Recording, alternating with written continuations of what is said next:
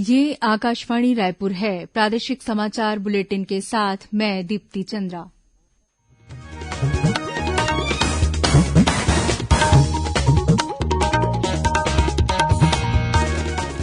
और अब पेश है आज के मुख्य समाचार। राष्ट्र कल 73वां गणतंत्र दिवस मनाएगा। राज्यपाल राजधानी रायपुर में होने वाले मुख्य समारोह में तो वहीं मुख्यमंत्री जगदलपुर में फहराएंगे तिरंगा। छत्तीसगढ़ उच्च न्यायालय ने राज्य सरकार को मीसाबंदियों की रोकी गई सम्मान निधि को जारी करने का दिया आदेश। राष्ट्रीय मतदाता दिवस पर आज छत्तीसगढ़ में हो रहे अनेक कार्यक्रम। अधिकारियों कर्मचारियों को मतदाता दिवस की शपथ दिलाई गई। और मुख्यमंत्री ने आज दंतेवाड़ा जिले के छिंदनार में इंद्रावती नदी पर नवनिर्मित पुल और जगदलपुर के पास बालीकोंटा में सीवरेज ट्रीटमेंट प्लांट का किया लोकार्पण।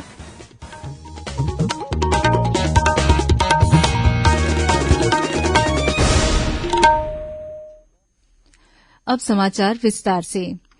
राष्ट्र कल 73वां गणतंत्र दिवस मनाएगा। छत्तीसगढ़ में राजधानी रायपुर सहित सभी जिला मुख्यालयों में गणतंत्र दिवस की तैयारियां पूरी कर ली गई हैं। राज्यपाल अनुसुईया उइके रायपुर के पुलिस परेड मैदान में आयोजित मुख्य समारोह में सुबह 9 बजे ध्वजारोहण कर परेड की सलामी लेंगी। इस मौके पर राज्यपाल जनता के नाम अपना संदेश देंगी। वहीं मुख्यमंत्री भूपेश बघेल बस्तर जिला मुख्यालय जगदलपुर में ध्वजारोहण करेंगे, जबकि विधानसभा अध्यक्ष डॉक्टर चरणदास महंत कोरिया जिला मुख्यालय बैकुंठपुर और विधानसभा उपाध्यक्ष मनोज सिंह मंडावी रायगढ़ में तिरंगा फहराएंगे। वहीं गृह मंत्री ताम्रध्वज साहू महासमुंद में तथा पंचायत और ग्रामीण विकास मंत्री टीएस सिंहदेव कबीरधाम में और कृषि मंत्री रविन्द्र चौबे राजनांदगांव में झंडारोहण करेंगे। इसी तरह वन मंत्री मोहम्मद अकबर दुर्ग में, स्कूल शिक्षा मंत्री प्रेमसाय सिंह टेकाम कोरबा, उद्योग मंत्री कवासी लखमा दंतेवाड़ा, खाद्य मंत्री अमरजीत भगत गरियाबंद, राजस्व मंत्री जयसिंह अग्रवाल गौरेला, नगरीय प्रशासन मंत्री डॉक्टर शिवकुमार डहरिया अंबिकापुर, महिला तथा बाल विकास मंत्री अनिला भेड़िया कांकेर, उच्च शिक्षा मंत्री उमेश पटेल बलौदाबाजार और लोक स्वास्थ्य यांत्रिकी मंत्री गुरू रुद्र कुमार मुंगेली में तिरंगा फहराएंगे। गणतंत्र दिवस की पूर्व संध्या पर राज्यपाल अनुसुईया उइके और मुख्यमंत्री भूपेश बघेल ने प्रदेशवासियों को बधाई और शुभकामनाएं दी हैं। गणतंत्र दिवस के अवसर पर इस वर्ष 939 पुलिसकर्मियों को पदक से सम्मानित करने की घोषणा की गई है। इनमें से 189 को वीरता के लिए जबकि 662 पुलिसकर्मियों को सराहनीय सेवाओं के लिए चयनित किया गया है। उत्कृष्ट सेवाओं के लिए 88 कर्मियों को राष्ट्रपति पुलिस पदक प्रदान किया जाएगा। वहीं छत्तीसगढ़ से 20 पुलिस अधिकारियों और कर्मचारियों को पदक से सम्मानित किया जाएगा। इनमें से 10 पुलिसकर्मियों का चयन वीरता पदक और सराहनीय सेवा पदक के लिए 10 पुलिसकर्मियों का चयन किया गया है। गणतंत्र दिवस के अवसर पर कल नई दिल्ली में राजपथ पर गणतंत्र दिवस परेड में छत्तीसगढ़ सहित 12 राज्यों और केंद्र शासित प्रदेशों तथा 9 केंद्रीय मंत्रालयों और विभागों की झांकियां शामिल होंगी। रक्षा मंत्रालय ने निर्णय लिया है कि गणतंत्र दिवस परेड में इस बार लोग अपनी पसंदीदा झांकी को वोट दे सकेंगे। इसके लिए माय जीओवी फोरम पर पंजीकरण किया जा सकता है। इस बार छत्तीसगढ़ की झांकी गोधन योजना पर आधारित है। झांकी के आगे छत्तीसगढ़ के लोक कलाकार ककसाड़ नृत्य का प्रदर्शन करते हुए चलेंगे। झांकी में दिखाया गया है कि गाय को ग्रामीण अर्थव्यवस्था के केंद्र में रखकर किस तरह से पर्यावरण संरक्षण, जैविक खेती, पोषण, रोजगार और आय में बढ़ोतरी के लक्ष्यों को हासिल किया जा सकता है।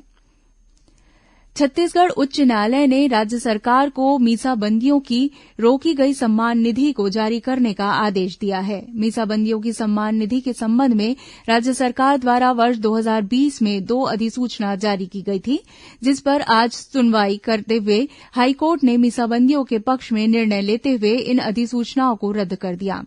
जानकारी के अनुसार राज्य सरकार ने भौतिक सत्यापन और समीक्षा के नाम पर 2019 से मीसाबंदियों को दी जाने वाली पेंशन पर रोक लगा दी थी। गौरतलब है कि प्रदेश में भाजपा शासनकाल में वर्ष 2008 से मीसाबंदियों के लिए सम्मान निधि जारी करने का निर्णय लिया गया था, जिस पर मौजूदा कांग्रेस सरकार ने रोक लगा दी थी। इस बीच भाजपा के राष्ट्रीय उपाध्यक्ष और पूर्व मुख्यमंत्री डॉक्टर रमन सिंह ने मीसाबंदियों के पक्ष में हाईकोर्ट के इस निर्णय को ऐतिहासिक फैसला बताते हुए इसे प्रजातंत्र की जीत बताया।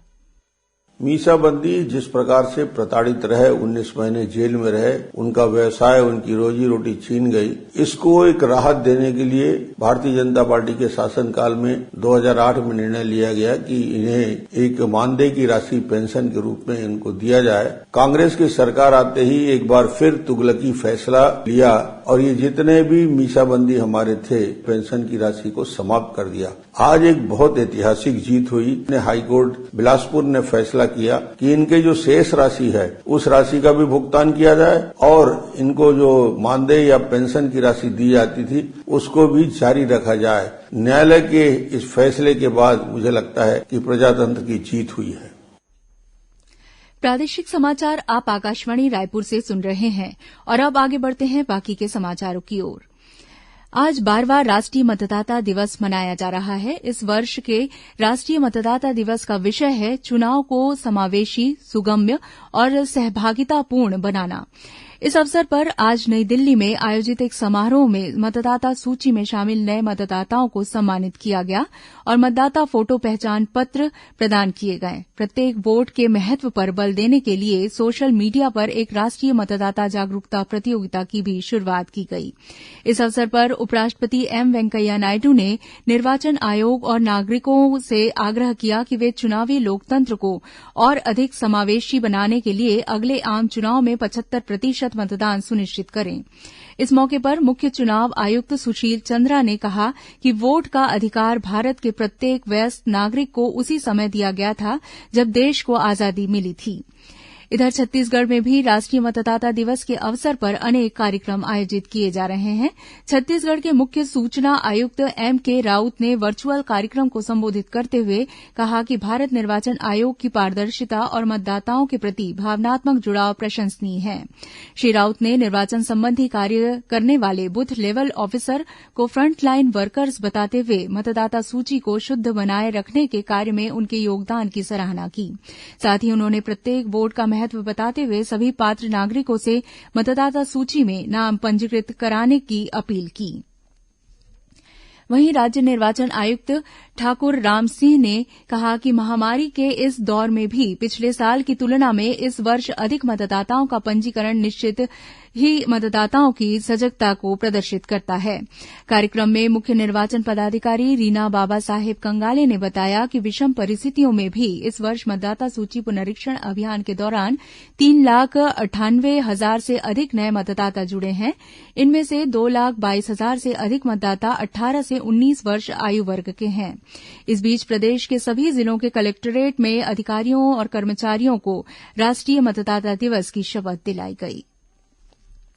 श्रोताओं, आजादी के अमृत महोत्सव पर आकाशवाणी समाचार द्वारा राष्ट्रीय स्तर पर आयोजित की जा रही प्रश्नोत्तरी के तहत आज का प्रश्न है, कर्नाटक में ब्रिटिश शासन के खिलाफ विरोध करने वाले पहले लोगों में हल्ला गल्ली का बेदा समुदाय भी शामिल था। बेदास की यह क्रांति किस वर्ष में हुई थी?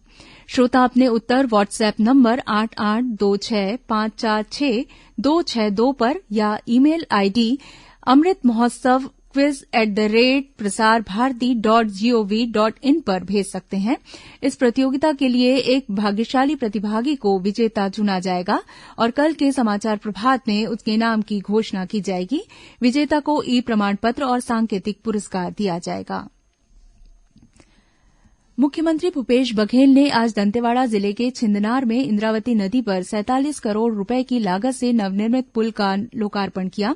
इस मौके पर मुख्यमंत्री ने जिले के 251 करोड़ रुपए के 800 से अधिक विकास कार्यों की स्वीकृति दी। मुख्यमंत्री आज से 2 दिवसीय बस्तर प्रवास पर हैं। अपने बस्तर प्रवास के दौरान आज मुख्यमंत्री ने जगदलपुर के पास बालीकोंटा में प्रदेश के पहले सीवरेज ट्रीटमेंट प्लांट का भी लोकार्पण किया। लगभग 54 करोड़ रुपए की लागत से निर्मित इस प्लांट में अमृत मिशन योजना के अंतर्गत 25 MLD क्षमता के सीवरेज ट्रीटमेंट प्लांट का निर्माण किया गया है। इस अवसर पर बस्तर कलेक्टर रजत बंसल ने बताया कि जगदलपुर में लगभग 180 लाख लीटर प्रदूषित पानी रोज दलपत सागर और इंद्रावती नदी में जाकर मिलता है, जिससे पानी में बैक्टीरिया, टर्बिडिटी और बढ़े हुए पीएच मान के कारण नदी का जल अत्यधिक प्रदूषित हो रहा है। इस प्लांट के शुरू होने से पानी का शुद्धिकरण किया जा सकेगा।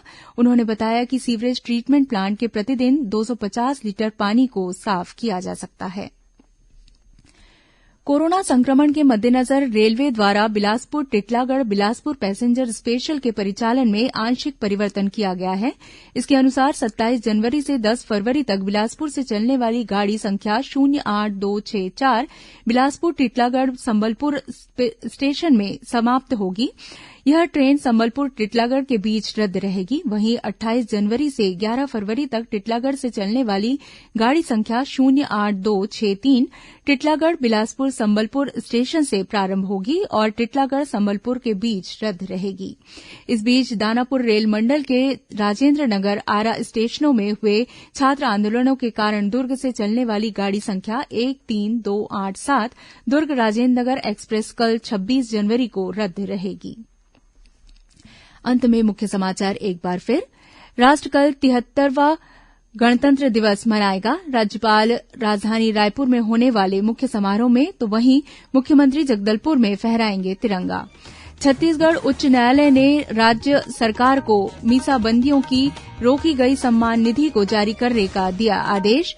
राष्ट्रीय मतदाता दिवस पर आज छत्तीसगढ़ में हो रहे अनेक कार्यक्रम। अधिकारियों कर्मचारियों को मतदाता दिवस की शपथ दिलाई गई। और मुख्यमंत्री ने आज दंतेवाड़ा जिले के छिंदनार में इंद्रावती नदी पर नवनिर्मित पुल और जगदलपुर के पास बालीकोंटा में सीवरेज ट्रीटमेंट प्लांट का किया लोकार्पण। इसी के साथ प्रादेशिक समाचार बुलेटिन समाप्त हुआ। नमस्कार।